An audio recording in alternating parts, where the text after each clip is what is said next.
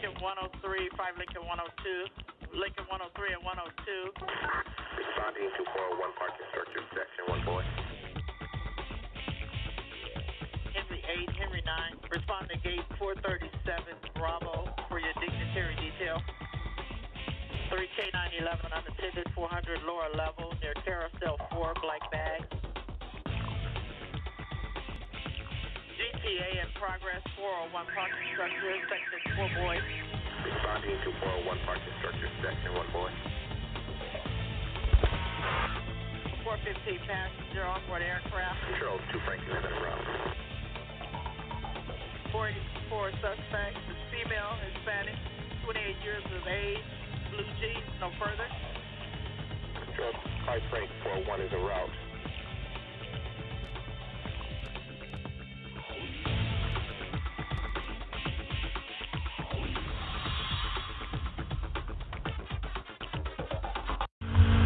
Hello everyone and welcome to this edition of the Loss Prevention Zone, the LP Zone, where it's all about retail security, loss prevention, mall public safety. We're glad that you're joining us today. I'm your host, Rick McCann. This program is sponsored by Private Officer International, a security and law enforcement association. Public safety officers, campus officers, bail, bondsmen, bail agents, law enforcement. We've got a lot of great benefits for you. Training. You don't want to miss being a member. Join today at privateofficer.com. Also sponsored by Bricks Fashions of Nashville, where you can just go in and get a great wardrobe right now at really great prices. And if you want to back the blue, you're going to do that because this location is owned by Mount Juliet, Tennessee Police Chief. We also have great sponsors in 1-800-TIME-CLOCK, where you can get the latest top-notch, high-tech patrol software to monitor your security staff. And if you're looking for new body armor, you're looking for to equip yourself, your officers, please check out Body Armor USA. They've got what it takes to protect you. All across the country, shots fired, customers stabbed, Good Samaritans breaking up fights, all sorts of chaos happening just in one day. But we've seen a huge spike in the last several years of very violent crimes in our shopping malls across the country. Time and time again, we're seeing shopping malls being closed down because of large groups of juveniles, gangs roaming the malls, creating havoc, violence, aggressive behavior, and in several incidences, even murder happening at the shopping mall. We're also, on the other hand, seeing an increase, an uptick in violent shoplifting. Stores across the country are reporting that shoplifters are taking drastic measures to escape when approached by store personnel, LP agents. This is not just an every once in a while occurrence. This is happening daily. Just a few days ago, shoplifters in Colorado Springs were apprehended by loss prevention, and they pulled out a knife. They threatened security staff, and when that didn't work, they pulled out guns and blew the windows open to escape from a locked door. Security at shopping malls and loss prevention are experiencing violence of every sort coming at them from every direction, unprecedented, unlike any other time. And that's what we're talking about today here on the Loss Prevention Zone. We want to be able to not only understand why this increase, but we also want to prepare our loss prevention agents, our public safety officers, our mall cops as it would be. We want to be able to give you the information, the training, and the tools necessary to help you. That's why for the last 2 years, we've been looking at incidents that have occurred in retail department stores, shopping malls, shopping centers, and establishments across the country and in Canada. We're seeing time and time again the same type of situation happening not only here in the U.S., but also in the U.K., in Canada, and other countries. As you may remember, it wasn't too long ago where terrorists stormed shopping malls in several countries, killing and maiming many people. Could that happen here in the U.S.? Of course it could, and it probably will. Are we prepared? No, we're not. So besides the regular homegrown terrorists, the homegrown violence, the gangs, the juveniles, we have to worry about terrorism. So as we look at these issues, as we look at these problems, we need to come up with a surefire way of being able to resolve them, being able to respond to them, being able to be better equipped and trained. Today, here in the U.S., since 9/11/01, we have known that shopping malls are soft targets. And as we need to prepare for that day, that potential of terrorism coming here to the homeland at the shopping mall, we also have to counteract the violent occurrences, the disruptions, the disobedience, the violent gangs of teenagers. How do we do that? Short of having armed law enforcement, armed security at every door, every mall, every store, it seems to me almost impossible. We're going to go over a couple of the most recent incidents. We'll look at those.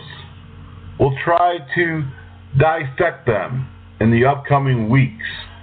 Maybe we can determine the underlying factor. Maybe there's some similarities that will help us to be able to better gauge our direction, our training, and our response to this growing problem. Are you a loss prevention agent? Are you an asset protection specialist? Are you a mall security or public safety officer? If so, then you know firsthand that being in retail security today is not like it was 5 or 10 or 20 years ago. I often tell people that, I spent many years, more than a dozen years, in loss prevention, coming in on the ground floor as a floor walker, long before we had cameras, and going up to the catwalks and the one-way glass and all of that, and then working my way up through several different department chains into, district manager, store manager, LP manager, so on and so forth.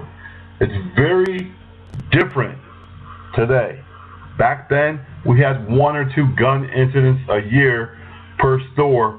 I myself was stabbed during a shoplifting incident at a local department store in Connecticut, but that was an once every blue moon type situation. Now we're seeing that when you're making apprehensions of shoplifters, it's occurring more and more frequent. More and more people are defiant, more and more people are threatening, more and more people are career criminals, and then throw in organized retail crime, which we'll talk about coming up here in the next segment.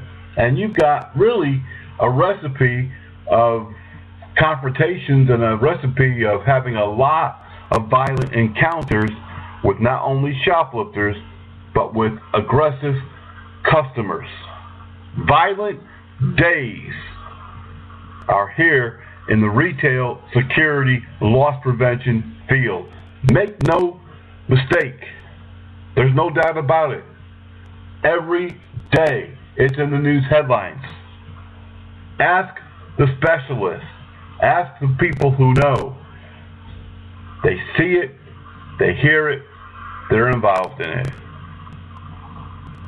We're going to talk in the next segment about some of the most violent situations that have occurred in 2016, and we're going to talk about organized retail crime. When you get all of these things together in one place, it's a recipe for disaster.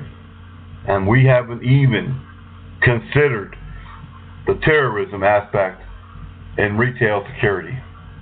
There's a lot to talk about when we come back. We're going to take a short public safety announcement, and when we come back, we'll address a few of the recent incidents that have occurred in 2016. Again, you're listening to the Loss Prevention Zone, the LP Zone, where it's all about retail security and loss prevention. I'm your host, Rick McCann, and we will be right back. Nurse, I need you to apply pressure to the head wound until I can get to it. I'm concerned she's lost too much blood. Oh, no. You in the corner, who are you? You're not supposed to be here. She's my girlfriend, Doctor. You need to wait out in the waiting room. Please, Doctor, I want to stay with her. Look, she's been badly injured. So if you want to do what's best for her, you need to let us do our work. Please, Doctor, she has to be okay. I didn't mean to do this. I love her. Wait a second.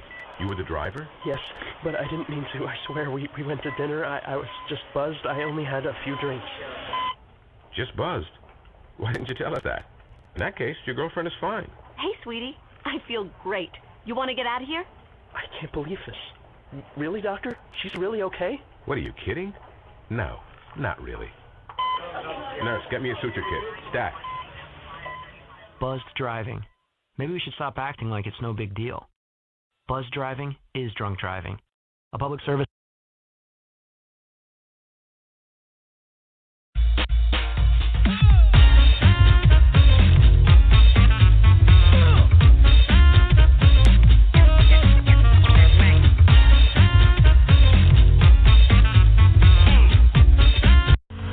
All right, everyone, welcome back to this edition of the Loss Prevention Zone, the LP Zone, where everything here is all about retail security and loss prevention, asset protection.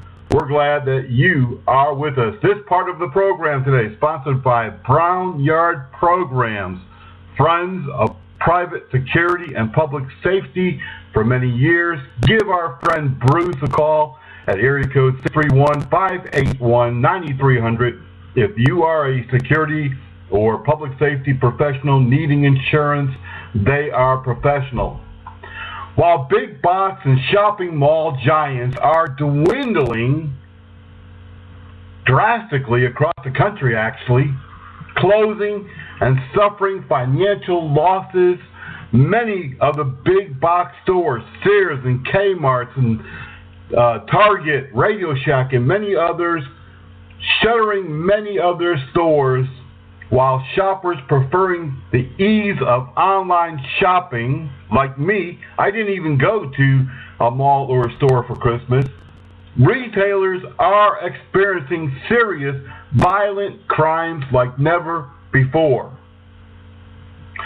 Gangs and juvenile thugs, robberies, murders, and mass civil disturbances are in the headlines every day as juvenile crowds take over that very space where shoppers have gone to relax, grab a bite to eat, do a little shopping, maybe see a movie, enjoy some time out with friends and family, and all of a sudden they're caught in the middle of a danger zone.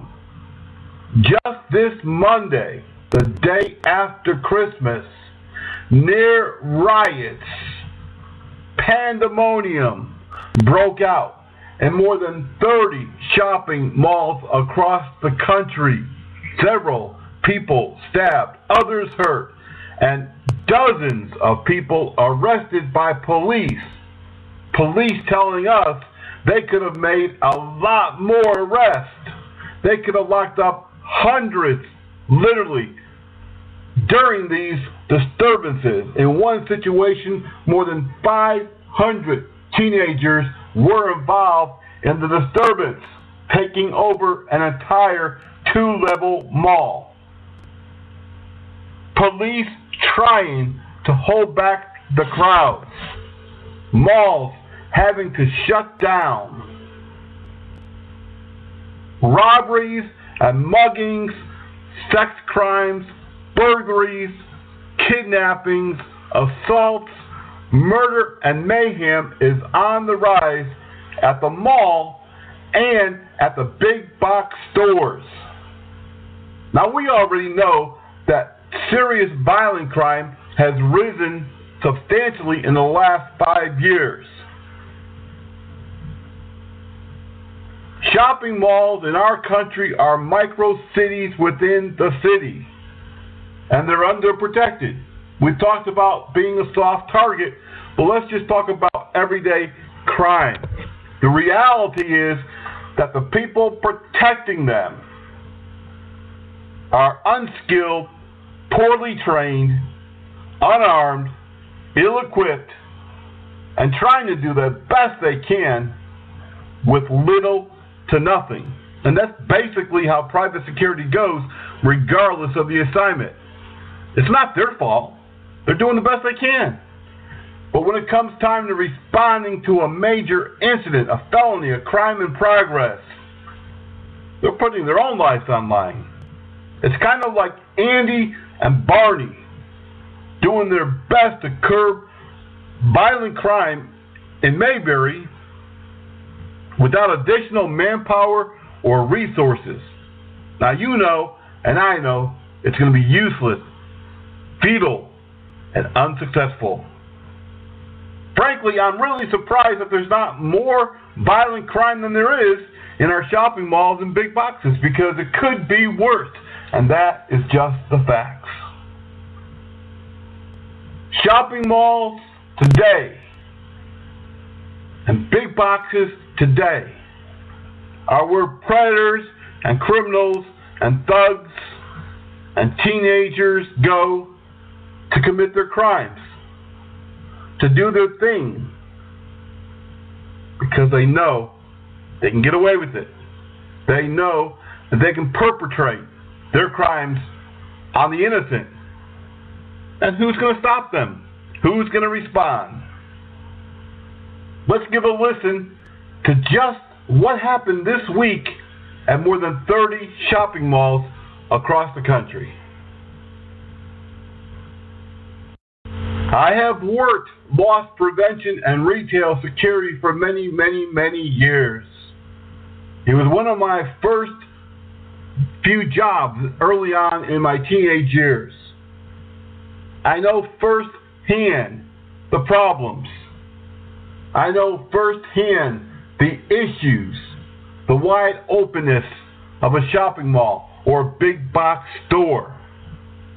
So much can happen, and there's so little that anyone can do about it. How do we curb it? How do we stop it? How do we prevent it? Take a look on YouTube. Check out all the videos of crimes, mostly perpetrated by gangsters, thugs, and juveniles. You'll see the problem isn't going away anytime soon. Let's give you a couple of insights and methods of helping your shopping center, your department store, your mall do better. First of all, the key here, I wish I could give you the 10 keys, the 10 steps that's surefire to work, but there isn't really any such thing. But I will give you some suggestions. So number one, we really have to be partners. We have to be partners, as in all security and public safety, with our law enforcement partners. We've got to get to know them. We've got to be able to go to them and say, this is our problem. This is what's happening. And this is what we need from you. Now, there are some shopping malls who have police precincts inside, but all they are there for is for the officer to stop in occasionally, do a report, use the restroom, take a break, and get off his feet and get out of there. That's it. They're not there to be full functional law enforcement police stations. They're not a city precinct like in New York, NYPD.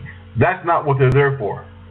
Other malls do employ private off-duty police to patrol during high crime times, prime hours, holidays, Christmas, things of that nature. But again, they're only there part-time. They're not there consistently. They're not there during all operational hours. So we've got to go in and we've got to talk to the police chief. We've got to talk to the precinct commander. We've got to lay it out on the line. This is what's happening. This is the crime that we're having. We need that two-way communication with the local officers.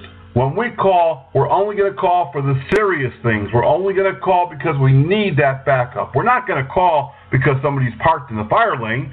We're not going to call because somebody's walking through with a dog and, you know, they're not supposed to have dogs. We're not going to call because somebody's wearing the wrong T-shirt with something we don't agree with. We're going to try and take care of those minor infractions, but we are going to call you when we got a robbery, a mugging, a violent shoplifter, somebody who needs to be arrested, a crime that we need intervention, enforcement. We're going to call you for that. So we need to communicate with them. And the chief, the commander, the precinct chief, they need to send it down the line and communicate with their line officers and let them know, hey, these guys, when they're going to call for something serious, and we need to get out there as quickly as possible. And in most cases, they do. Many areas have excellent cooperation between law enforcement and retail security, loss prevention, and we need to have that in all communities, in all areas. The next thing that we really need to do is we need to set up some parameters. We need to set up some policy and procedure. First, we need to know what it is that we're trying to do. What do we want to do? Many malls have now prevented unescorted teens from being in the mall in the evening and on the weekend when most of these violent acts occur.